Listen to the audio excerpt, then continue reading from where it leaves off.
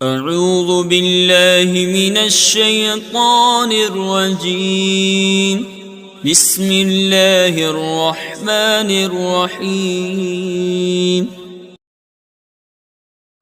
عزیز طلباء، السلام علیکم ورحمۃ اللہ وبرکاتہ۔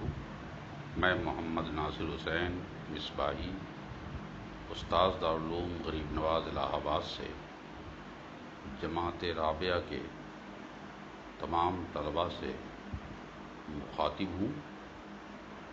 آج 23 جون 2020 کی تاریخ میں آپ کے نصاب کی کتاب شرح بقایا کے نئے سبق کا آغاز ہونے جا رہا ہے، اور میں چاہوں گا کہ آپ تمامی طلباء پوری تیاری کے ساتھ اپنی کتاب کو کھولیں، عبارت خوانی کریں اور ترجمہ اور مطالب اور ما لہ ما علیہ کو پورے غور و فکر کے ساتھ سماعت کرتے رہیں۔ پھر اس کے بعد آپس میں تکرار کریں، مباحثے کریں اور اسباق کا اعادہ بھی کرتے رہیں تاکہ آئندہ آپ لوگوں کا ٹیسٹ لیا جا سکے۔ آپ کا ٹیسٹ لیا جانا ہے، اس لیے بالکل بے فکر نہ رہیں۔ ابھی تک آپ نے پڑھا کہ صاحب شرح بقایا نے فرائض وضو میں سب سے پہلا فرض چہرے کے بارے میں بتایا کہ جو دھلنا ہے، چہرے کے دھلنے کے بارے میں آپ کو بتایا۔ اب آج آپ کو چہرہ کہاں سے کہاں تک دھلنا ہے، اس کے چاروں حدود کہاں سے کہاں تک جاتے ہیں، اس کی حد کہاں سے کہاں تک متعین ہے، اس میں کچھ باتیں کچھ کل ہوئی تھی، کچھ آج ہوں گی، اور اس میں کچھ اختلاف ہوگا۔ ان اختلافات کے ساتھ کبھی امام اعظم ابو حنیفہ رضی اللہ تعالیٰ عنہ کا اختلاف ہوگا، کبھی حضرت شمس الائمہ حلوائی کا اختلاف ہوگا۔ غرض کے کئی باتیں آئیں گی، اس کے اندر ضمناً ان باتوں کو اچھی طرح سماعت کرنا ہے۔ فرماتے ہیں کہ چہرے کا دھلنا سر کا بال اگنے کی جگہ سے لے کر مصنف نے کل بتایا تھا الی الاذن، کان کی لو تک ہے۔ اب کان کی لو تک میں جو ہے تو اب سوال یہ پیدا ہوتا ہے کہ کان کی لو کے درمیان اور کیا کہتے ہیں کہ عذار یعنی گال کے درمیان جو مقام ہے، وہ مقام وضو میں داخل ہے یا نہیں، اور فرضیت وضو میں چہرے میں داخل ہے یا نہیں۔ تو فرماتے ہیں، کہتے ہیں کہ صاحب یہ داخلاً فی الوجہ فیکون ما بین العذار والاذن داخلاً فی الوجہ، کان اور گال کے درمیان کا مقام داخل ہوگا، ہے نا، چہرے کے اندر۔ کہا ایسا کیوں کہا؟ فرماتے ہیں اس لیے کیونکہ اللہ کے رسول نے ارشاد فرمایا الاذنان من الراس، دونوں کان جو ہیں یہ سر کا حصہ ہے،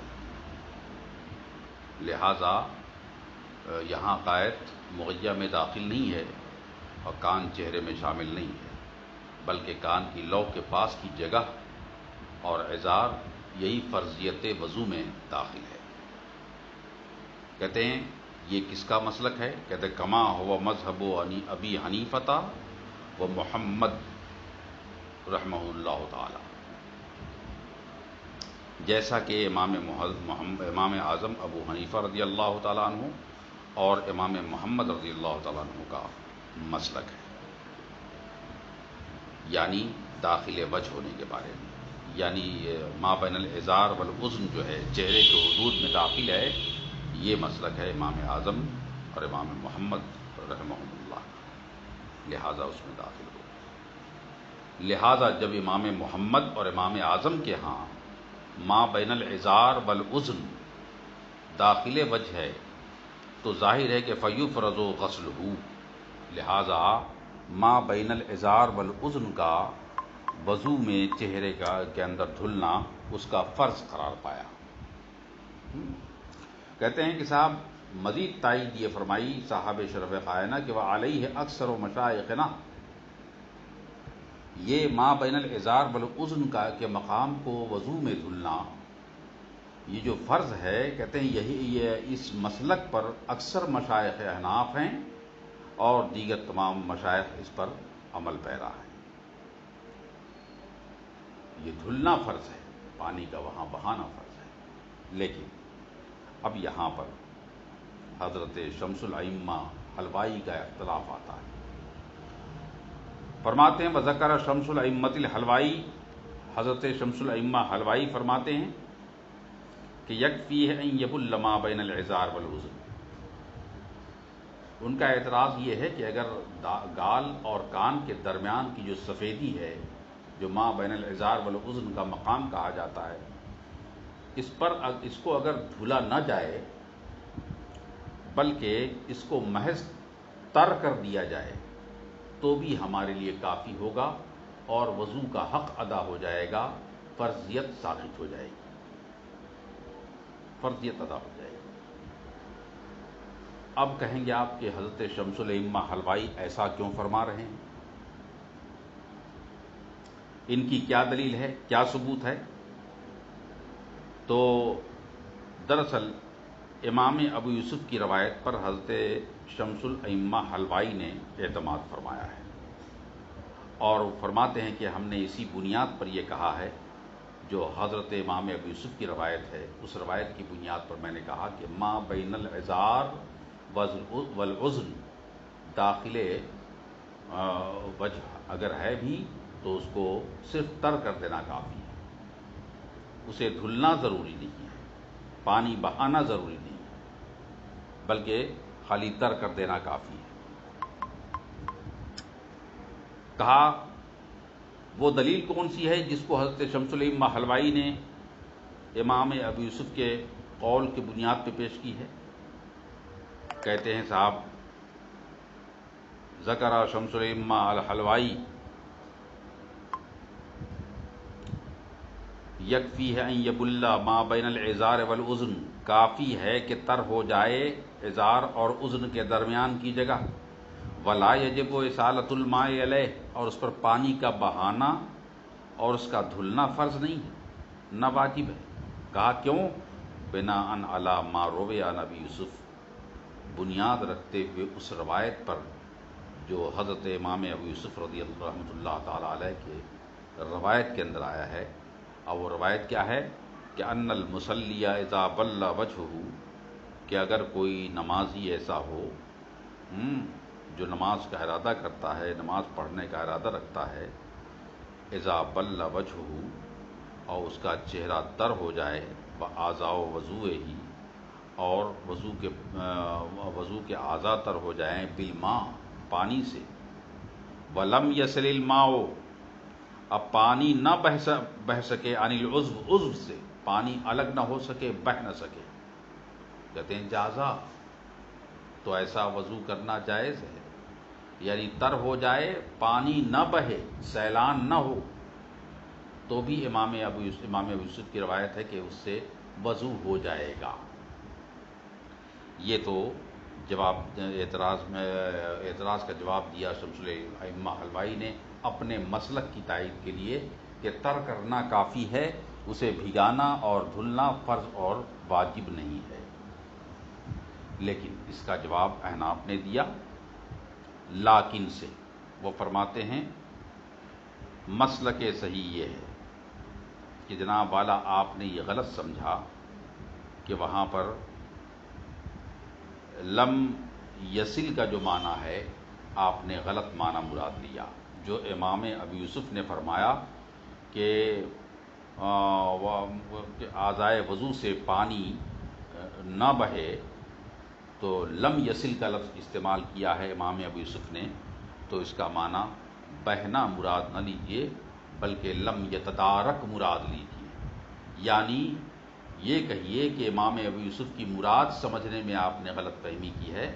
وہ یہ ہے، امام ابو یوسف کی جو روایت ہے وہ مراد یہ ہے اس سے کہ اگر وضو کرنے والا وضو کرتا ہے اور اعضائے وضو کو دھلتا ہے تو بھلے بہت زیادہ سیلان نہ ہو، بہت زیادہ پانی کا بہاؤ نہ ہو، بہت زیادہ اس کو دھلا نہ جائے، مگر دھلنے کے بعد کم سے کم قطرہ دو قطرہ بھی پانی اگر وہاں سے بہہ جاتا ہے تو کہتے ہیں لم یتدارک، تو وہ کہتے ہیں نہ بہنے کے باوجود بھی کیا ہے، قطرہ دو قطرہ ٹپک جانے کے بعد وہاں پر یہ وضو کے لیے کافی ہوگا، فرضیت ادا ہو جائے گی اور چہرے کا دھلنا ادا ہو جائے گا۔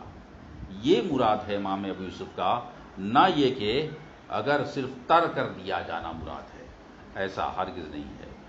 اسی لیے مصنف نے فرمایا لیکن قیل، جواب دے رہے ہیں امام شمس الائمہ حلوائی کی اس دلیل کا جواب دے رہے ہیں۔ لیکن قیل، لیکن جواب یہ دیا گیا ہے کہ تعویل، کہ اس سوال میں، اس روایت میں تعویل ہے، اور تعویل کیا ہے؟ مصنف خود فرماتے ہیں انہ سال من العضو قطرۃ او قطرتان۔ آپ یہ نہ کہیے کہ امام ابو یوسف نے یہ کہا ہے کہ لم یسل نہ بہے، اور ایک قطرہ بھی نہ بہے، دو قطرے بھی نہ بہیں، چند قطرے بھی نہ بہیں، ایسا نہیں ہے، بلکہ لم یتدارک قطرتن او قطرتان ہے، یعنی قطرہ دو قطرہ بڑھنے سے آگے نہ بڑھے۔ وضو اگر کرنے والا کر رہا ہے تو بہتے وقت، دھلائی کے وقت قطرہ دو قطرہ سے اگر آگے نہ بڑھے تو بھی چلے گا، سیلان پا لیا جائے گا، وضو ہو جائے گا، فرضیت ادا ہو جائے گی، دھلنا پا لیا جائے گا۔ یہ مراد ہے امام یوسف کا۔ لیکن قیل تعویلہ، لیکن اس کا جواب دیا گیا ہے کہ اس میں تعویل ہے، اور تعویل یہ ہے کہ انہ سالہ، کہ وہ بہے ضرور، من العضو، عضو سے، کم سے کم قطرتن، ایک قطرہ، او قطرتان، یا دو قطرے یا چند قطرے، ولم یتدارک، اور اس سے آگے نہ بڑھے۔ تو ظاہر ہے کہ جواب حاصل ہو گیا کہ روایت کی جو مراد ہے وہ کچھ اور ہے، اور حضرت شمس الائمہ حلوائی کی جو مراد ہے وہ کچھ اور ہے۔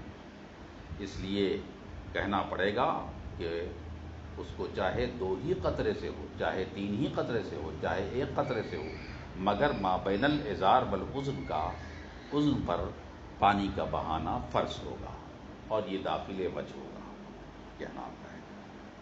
اب بات آگے بڑھتی ہے، واسفل الذقن، یعنی حدود وجہ کو جو فرض میں داخل کیا گیا ہے، وضو کے اندر دھلنے میں شامل کیا گیا ہے، تو چہرہ کہاں سے کہاں تک ہے؟ تو فرماتے ہیں کہ جناب والا، یہ چہرہ جو ہے چلا تھا منبت شعر الراس، یعنی قصاص شعر سے، یعنی بال اگنے کی منتہا سے، جہاں پر بال اگنے کی منتہا ہوتی ہے پیشانی پر، وہاں سے یہ آغاز کیا تھا انہوں نے، پھر الی الاذن آئے تھے، کان تک آئے، پھر اسی طرف ہوتے ہوئے سیدھے الی الذقن، اسفل الذقن، ٹھڈی کے نیچے تک فرض ہو گیا ہے۔ ٹھڈی کے نیچے تک یہاں فرضیت بتا دیا مصنف نے۔ تو اب جب ٹھڈی کے نیچے تک فرض بتا دیا تو کہتے ہیں فتم حدود الوجہ من الاطراف الاربعۃ، تو یہاں پر آ کر جب ٹھڈی کے نچلے حصے کو بتا دیا تو اس کا مطلب یہ ہوا کہ یہ چاروں کے چاروں حدود متعین ہو گئے، یعنی پیشانی کے منبت شعر الراس سے لے کر کے اس کان کی لو سے لے کر اس کان کی لو تک، پھر اس کے بعد ٹھڈی تک آ گئے، ٹھڈی کے نچلے حصے تک، یہاں تک چاروں حدود۔ اب جواب مل گیا ہوگا آپ کو کہ جہاں پر اعتراض ہوا تھا کہ صاحب ہدایہ نے پہلے منبت شعر الراس کو لیا ہے اور پھر اس کے بعد ذقن کو لیا ہے، پھر ایک کان کی لو سے لے کر دوسرے کان کی لو تک کا تعارف کرایا ہے، اس طرح سے حدود اربع کو متعین کیا ہے، لیکن میں دیکھتا ہوں کہ دونوں کا مال و انجام ایک ہے، دونوں کا نتیجہ ایک ہے، اس لیے اس پر کوئی اعتراض نہیں کیا جا سکتا ہے۔ انشاءاللہ آج کا سبق یہیں پر ختم ہوتا ہے۔ کل 24 تاریخ کو انشاءاللہ، یہ آج کی 23 تاریخ کا سبق ہے، کل 24 تاریخ کو انشاءاللہ پھر حاضر ہوں گے نئے سبق کے ساتھ۔ وما علینا الا البلاغ۔ طلبہ السلام علیکم ورحمۃ اللہ وبرکاتہ۔ میں محمد ناصر حسین مصباحی، استاد دارالعلوم غریب نواز الہ آباد سے جماعت رابعہ کے تمامی طلباء سے مخاطب ہوں آج 24 جون 2020 کی تاریخ میں آپ کے نصاب کی کتاب شرح بقایا کا نیا سبق آغاز کرنے جا رہا ہوں۔ آپ تمامی طلباء پوری تیاری کے ساتھ عبارت ضرور دیکھیں، عبارت خوانی کریں اور غور سے سماعت کر کے پھر اس کی تکرار کریں، مباحثہ کریں اور ٹیسٹ کی تیاری کے لیے ہمیشہ تیار رہیں۔ آئیے ہم نئے سبق کا آغاز کرتے ہیں۔ اس سے پہلے والے سبق کے بعد مصنف فرماتے ہیں ثم عطف علی الوجہ قولہ والیدین والرجلین مع المرفقین والکعبین خلافا لزفر فإن عنده لا يدخل المرفقان والكعبان في الغسل لأن الغاية لا تدخل تحت المغيّة ونحن نقول إن كانت الغاية بحيث لو لم تدخل فيها كلمة إلى لم يتناولها صدر الكلام لم تدخل تحت المغيّة كالليل في الصوم وإن كانت بحيث يتناولها صدر الكلام كالمتنازع فيه تدخل تحت المغيّة بناء على أن للنحويين في إلى 4 مذاهب۔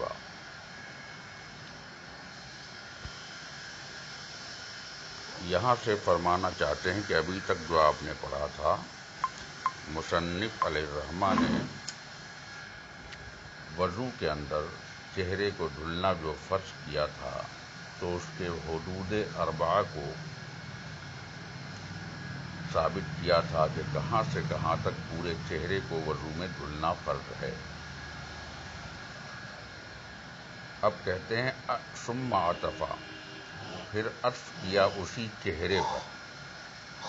چہرے کو بیان کرنے کے بعد مصنف نے اسی وجہ پر عطف کیا، اپنے قول والیدین اور رجلین سے مع المرفقین والکعبین سے۔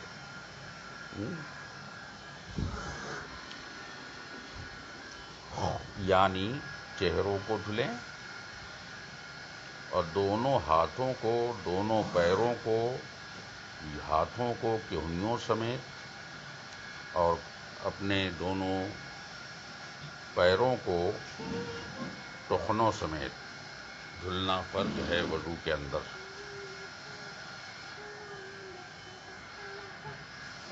تو اب یہ دیکھنا ہے یہاں کہ دونوں ہاتھوں کو دھلنے میں کہنیاں شامل ہیں یا نہیں، اور دونوں پیروں کو دھلنے میں ٹخنے شامل ہیں یا نہیں۔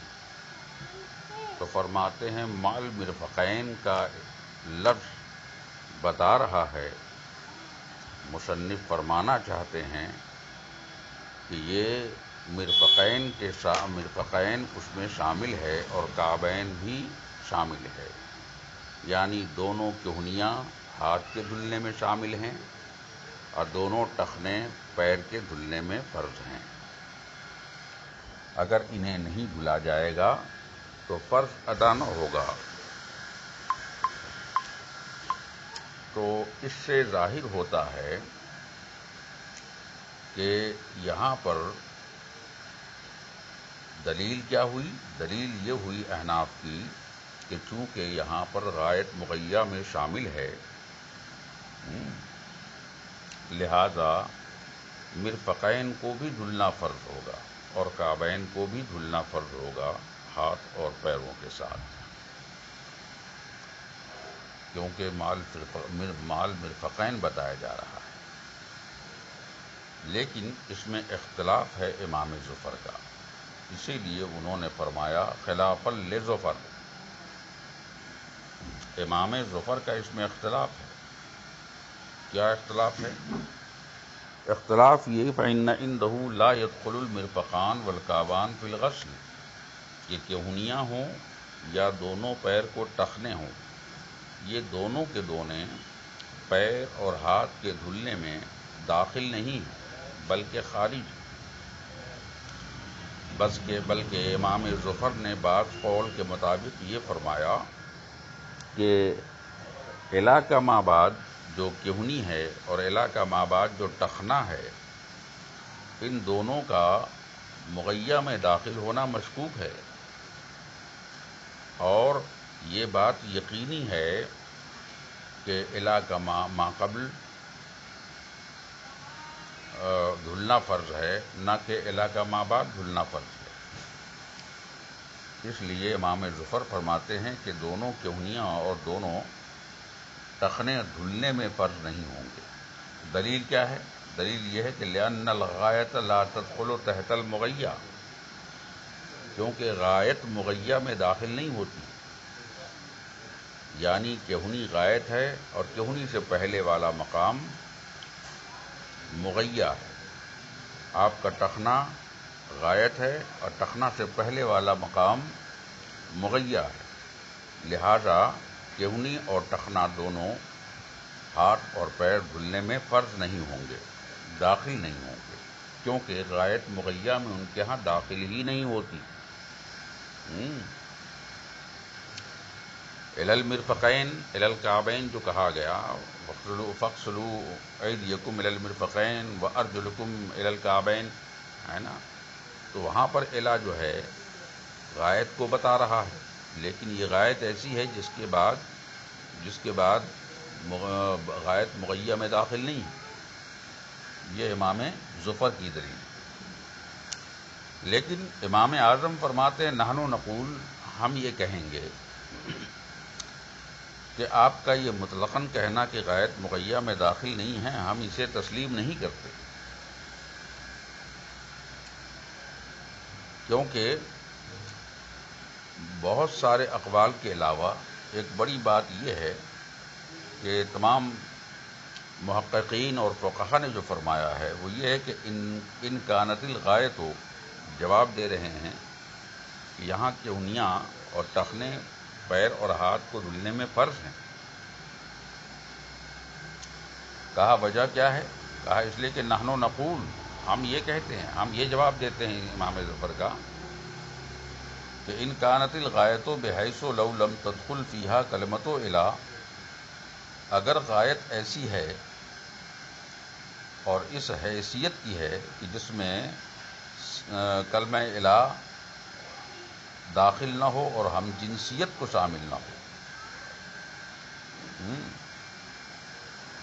یعنی الی کا جو ہے صدر کلام اور جنسیت کو نہ چاہے وہاں، یعنی جو غایت ہے وہ بھی اور مغیّہ ہے وہ بھی، وہ ہم جنس نہ ہو، تو ایسی صورت میں فرماتے ہیں کہ لم یتناولھا، وہ غایت مغیّہ میں شامل نہیں ہوگی، یعنی وہ صدر کلام کو نہیں چاہے گا، یعنی ہم جنسیت نہیں پائی جائے گی۔ غایت بھی ایک ہی چیز کی بنی ہو اور مغیّہ بھی ایک ہی چیز سے بنی ہو، غایت اور مغیّہ کی جنسیت میں فرق نہ ہو، ہے نا، فرق ہو تو وہاں پر صدر کلام نہ ہوگا، صدر کلام نہ ہوگا تو اس کے بعد کہتے ہیں لم تدخل تحت المغیّہ، تو ایسے حالات میں وہاں پر غایت مغیّہ میں داخل نہیں ہوگی۔ یہ نوٹ کرنے کی بات ہے، وہاں پر غایت مغیّہ میں داخل نہیں ہوگی۔ خلاصہ گفتگو یہ ہے امام اعظم کا کہ اگر غایت ایسی ہے جو صدر کلام اور ہم جنسیت پر مشتمل ہو تب تو وہاں غایت مغیّہ میں داخل ہوگی، اور اگر علاقہ ما بعد، ہے نا، ہم جنسیت اور صدر کلام پر مشتمل نہ ہو تو وہاں پر غایت مغیّہ میں داخل نہیں ہوگی۔ اسی کے بارے میں فرماتے ہیں نحن نقول، ہم یہ کہیں گے کہ ان کانت الغایت، غایت اگر ایسی ہے بحیث ہو، اس حیثیت کی ہے کہ لو لم تدخل فیہا کلمۃ الہ، کہ اگر اس میں داخل نہ کیے جائے کلمہ الہ کو تو لم یتلاملھا صدر الکلام، تو اس میں صدر الکلام اور ہم جنسیت نہ ہوگی. تو کہتے ہیں اگر ایسی بات ہے ہم جنسیت نہ ہونے کی وجہ سے تو لو لم تدخل تحت المغیہ، تو وہاں پر غایت مغیہ میں داخل نہیں ہوگی. اس کی بہت زندہ مثال دی قرآن کریم کی آیت سے. قرآن کریم کی آیت کا فرمان ہے اتم الصیام کاللیل فی الصوم، کاللیل فی الصوم، جیسے روزے میں رات کا حکم ہے. روزے میں رات کا حکم ہے، وہ کیا ہے کہ پورا کرو روزے کو. اتم الصیام الی اللیل، روزے کو رات تک پورا کرو. تو اب چونکہ رات کی حقیقت الگ ہے اور دن کی حقیقت الگ ہے، دونوں میں ہم جنسیت نہیں پائی جا رہی ہے، صدر کلام اور ہم جنسیت نہیں ہے. لہذا اب رات کا وقت روزے کی تعریف میں شامل نہیں ہوگا، رات کا وقت روزے کی تعریف میں شامل نہیں ہوگا، اور یہاں پر غایت مغیہ میں شامل نہیں ہوگا. امام اعظم کا یہ قول ہے. اور اگر معاملہ یوں ہو جائے کہ ہم جنسیت پالی جائے دونوں میں، یعنی غایت اور مغیہ دونوں میں ہم جنسیت پالی جائے صدر کلام کی بنیاد پر، تو وَإِنْ كَانَتْ بِحَیث یتناولھا صدر الکلام، اور اگر معاملہ اس حیثیت سے کا ہو کہ اس میں صدر کلام پایا جائے، ہم جنسیت پائی جائے، تو کہتے ہیں وہاں پر غایت مغیہ میں داخل ہوگی. کل متنازع فیہ، جیسے وہ مثال جس میں ہمارا اور آپ کا تنازع اور اختلاف ہے. وہ مثال کیا ہے؟ وہ یہی مثال ہے وَاغْسُلُوا أَيْدِيَكُمْ إِلَى الْمِرْفَقَيْنِ وَأَرْجُلَكُمْ إِلَى الْكَعْبَيْنِ، کہ یہاں بھی الہ کما بعد غایت مغیہ ہے، لیکن یہاں پر غایت مغیہ میں داخل ہے یا نہیں، اس کے بارے میں یہ کہ یہاں کا صدر کلام کو چاہتا ہے، ہم جنسیت کو چاہ رہا ہے. اس میں ہمارا اور آپ کا اختلاف ہے. آپ کہتے ہیں یہاں غایت مغیہ میں داخل نہیں ہے، ہم کہتے ہیں غایت مغیہ میں کیوں داخل ہے؟ اس لیے کہ یہاں پر ہم جنسیت پالی گئی، کیونکہ جس گوشت پوشت اور ہڈی کا بنا ہوا ہاتھ کا حصہ ہے، اسی گوشت پوشت اور ہڈی کا بنا ہوا کہونی کا حصہ بھی ہے. جس گوشت اور جس پوشت کا بنا ہوا پیر ہے، اسی کا حصہ آپ کا وہ ٹخنا بھی ہے. لہذا ہم جنسیت پائے جانے کی بنیاد پر یہاں غایت مغیہ میں داخل ہوگی، یعنی کہونی اور ٹخنے آپ کے ہاتھ اور پیر کے دھلنے میں فرض ہو جائیں گے وضو کے اندر. اسی لیے کہا وَإِنْ كَانَتْ بِحَیث، اور اگر معاملہ بالکل ایسا ہو کہ یتناولھا صدر الکلام، جس کو صدر کلام اور ہم جنسیت شامل ہو، کل متنازع فیہ، جیسے کہ وہ مثال جس میں ہمارا اور آپ کا تنازع ہے، کہتے تدخل تحت المغیہ، یہاں کی غایت مغیہ میں داخل ہوگی. کہا کیوں؟ کہا اس لیے کہ امام اعظم کی دلیل یہ بتاتے ہیں، دلیل یہ ہے کہ نحویوں کا الہ کے بارے میں 4 مذہب ہیں. اب انشاءاللہ امام اعظم کل ان 4 مذہبوں کو آپ کے پاس بیان کریں گے اپنے مسلک کی تائید میں کہ یہاں غایت مغیہ میں شامل ہے. آج کا سبق یہیں تک رہے، کل انشاءاللہ پھر 25 تاریخ کو حاضر ہوں گے. وما علینا الا البلاغ. السلام علیکم ورحمۃ اللہ وبرکاتہ.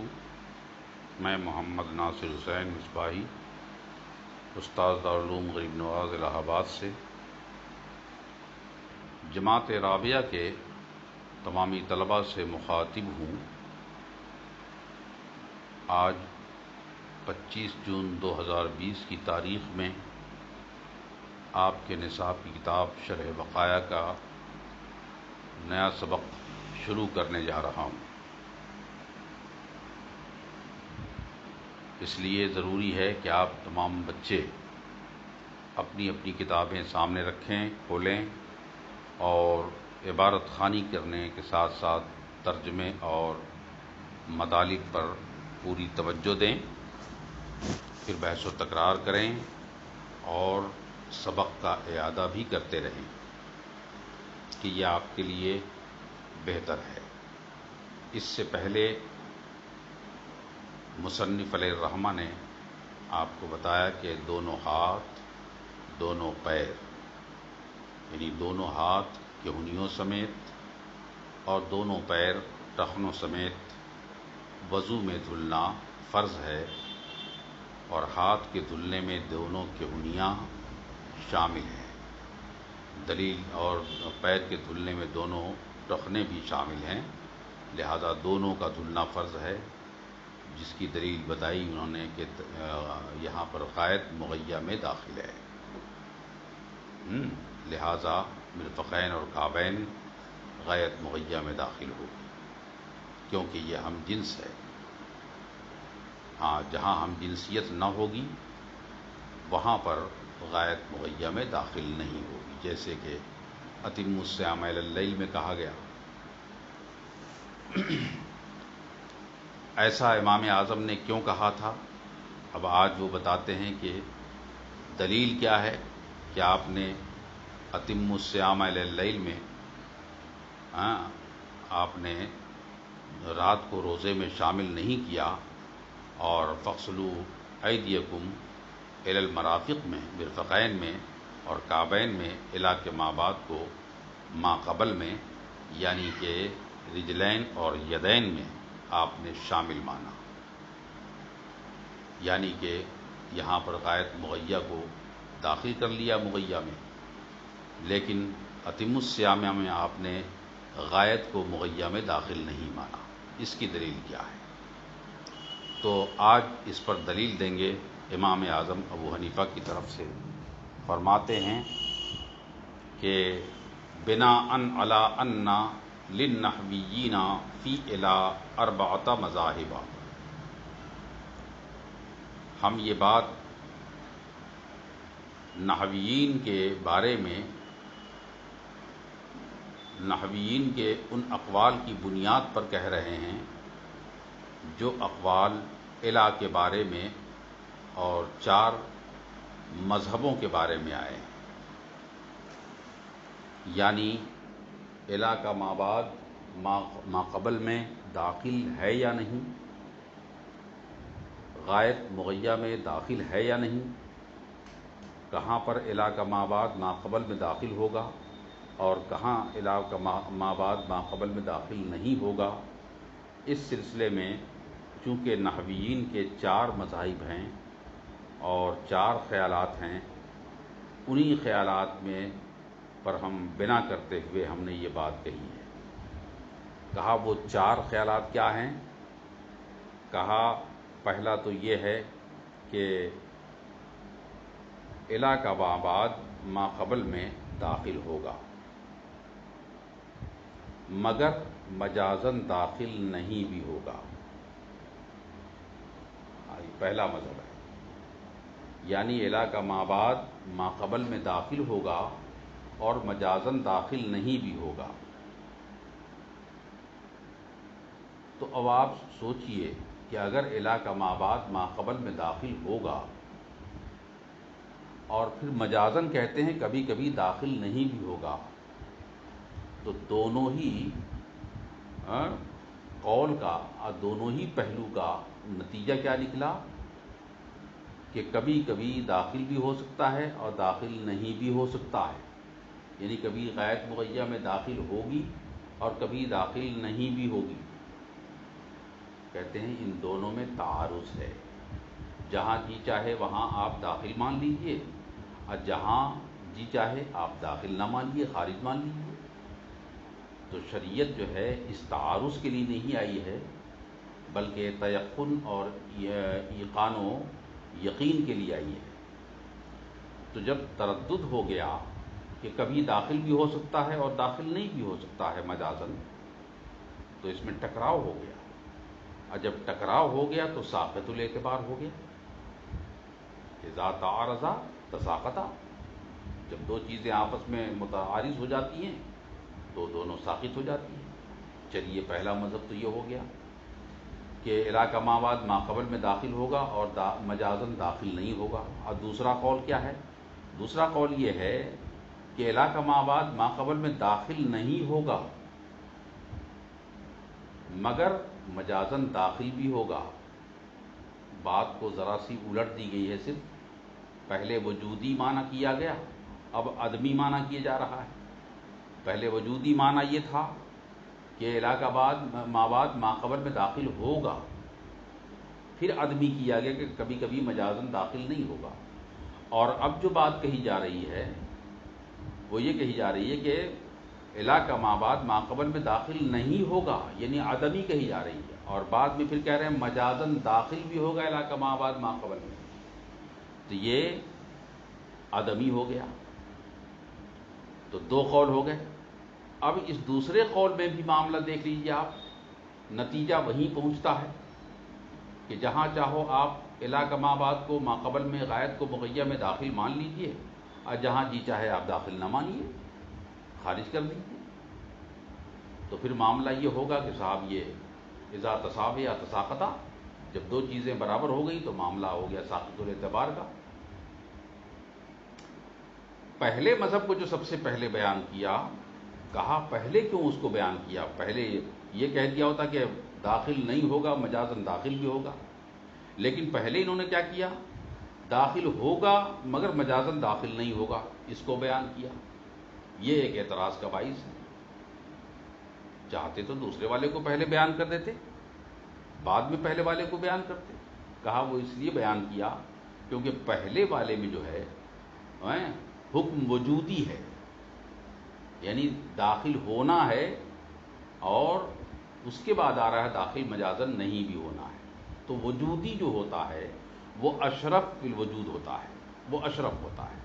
لہذا اشرف ہونے کی بنیاد پر اسے مقدم رکھا گیا، اور دوسرا والا باقی سب جو ہے عدمی ہے، لہذا اس کو مؤخر کیا گیا.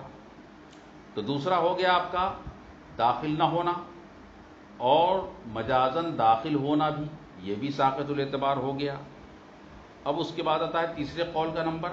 تیسرا مذہب کیا ہے الا کے بارے میں؟ تو فرماتے ہیں الاشتراک.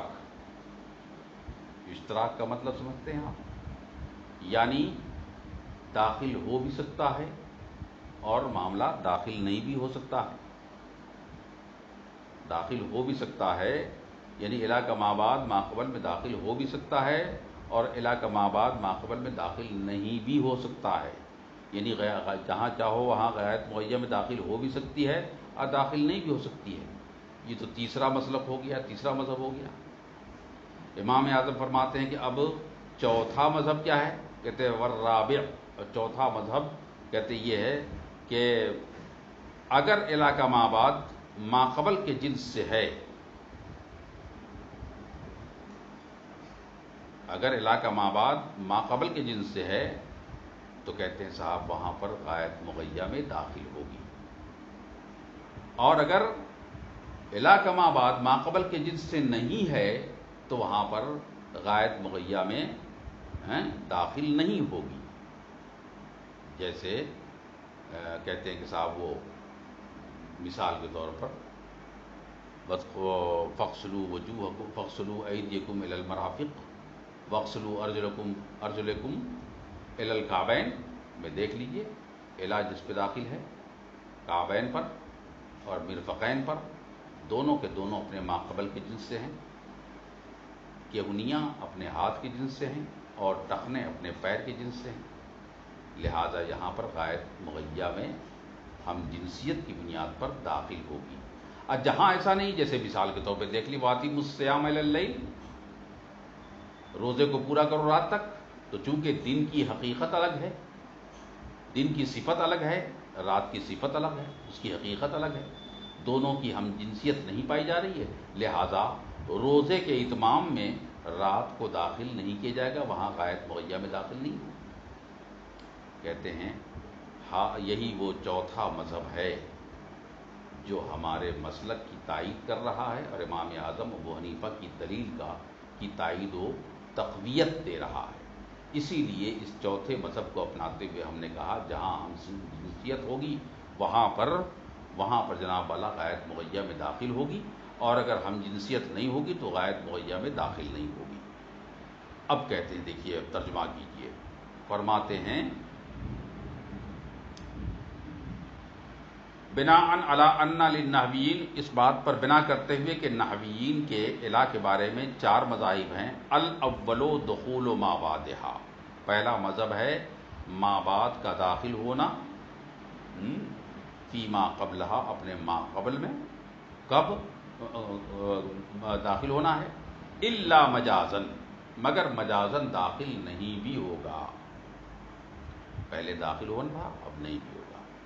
دوسرا مذہب کیا ہے؟ والثانی عدم الدخول الا مجازن، دوسرا مذہب یہ ہے کہ داخل نہیں ہوگا مگر مجازن داخل ہوگا۔ آپ دیکھیں سب جگہ تعارض ہے، ہر جگہ تعارض ہے۔ والثالث، اور تیسرا مذہب کیا ہے؟ الاشتراک، اشتراک میں تو اور بھی بدرجہ اتم، بدرجہ اولا تعارض اور ٹکراؤ پایا جا رہا ہے کہ داخل ہو بھی اور داخل نہ بھی ہو علاقہ ما بعد ما قبل میں۔ والرابع، اور چوتھا مسلک کیا ہے؟ الدخول ان کان ما بعدہا من جنس ما قبلہا، داخل ہوگا اگر ما بعد ما قبل کے جنس سے ہو، وعدمہ ان لم یکن، اور داخل نہ ہوگا اگر وہ علاقہ ما بعد ما قبل کے جنس سے نہ ہو، جیسا کہ ہم نے ابھی کہا کہ المرفقین الکعبین، اپنے ہاتھوں کے ساتھ کہنیوں کا دھلنا فرض ہے کیونکہ غایت مغیہ میں داخل ہے، ایسے ہی رجلین کے ساتھ کعبین کا دھلنا فرض ہے کیونکہ یہاں غایت مغیہ میں داخل ہے۔ کہا کیوں؟ کہا اس لیے کہ دونوں میں ہم جنسیت پائی جا رہی ہے۔